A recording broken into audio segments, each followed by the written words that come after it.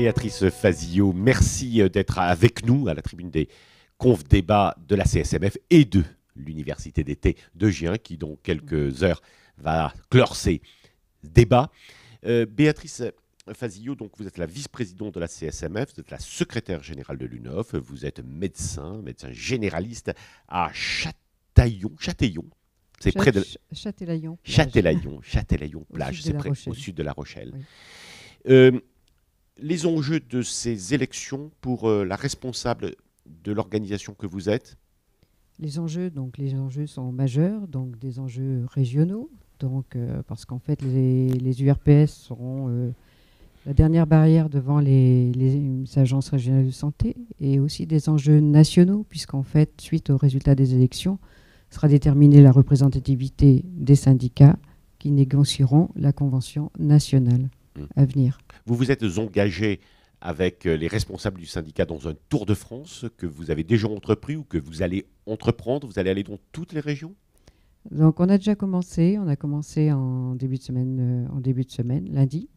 Donc on a commencé par Laval, on a poursuivi avec Poitiers, Niort, Bordeaux, La Rochelle en passant, Béziers, on est arrivé à Gien, on est reparti à Marseille et on continue. Dans toute la France. On a encore 15 jours de Tour de France. Oui. C'est un grand travail. Et pour dire quoi à vos confrères? Pour leur dire quoi? On va leur expliquer la loi de santé.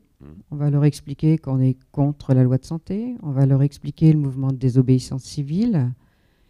On va les rencontrer, les écouter.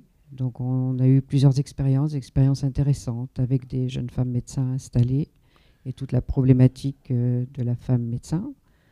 On a rencontré la présidente des allergologues, on a rencontré des maîtres de stage, un cabinet avec des maîtres de stage. Voilà, et on continue. Pour leur dire également de s'engager, c'est-à-dire que ce vote est important?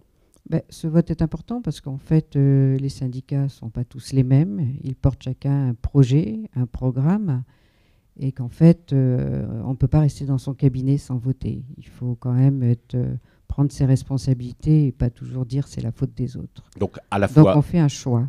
On se renseigne, on fait un choix.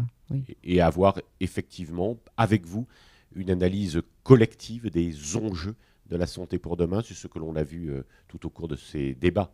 Tout à fait, oui, tout à fait. Eh bien, merci Béatrice Fazillot. Merci. Et bonne chance. Merci.